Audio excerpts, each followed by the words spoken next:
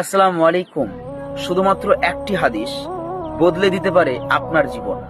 আমরা যদি এই হাদিসটি জীবনে বাস্তবায়ন করতে পারি, তবে জীবন সর্বাঙ্গীন সুন্দর ও চমৎকার হয়ে উঠবে।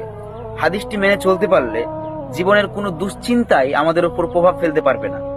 তাই হাদিসটি মনোযোগ দিয়ে শুনবেন।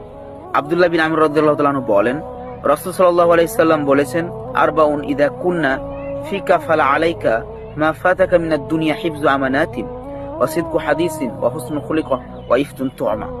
রাসূলুল্লাহ সাল্লাল্লাহু আলাইহি ওয়াসাল্লাম বলেছেন যে যদি তোমরা চারটি গুণ অর্জন করতে পারো, তবে দুনিয়ার হারানো বস্তু নিয়ে তোমাদের কোনো দুশ্চিন্তা নাই।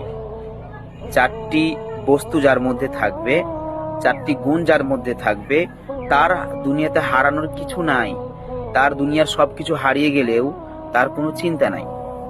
1 নম্বর হলো আমানতের রক্ষা করা, 2 নম্বর হলো সত্য কথা বলা, 3 নম্বর হলো উত্তম চরিত্র, আর 4 নম্বর হলো হালাল রুজি, হালাল খাবার খাওয়া।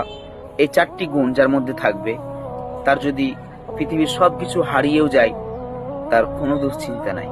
আসসালামু আলাইকুম।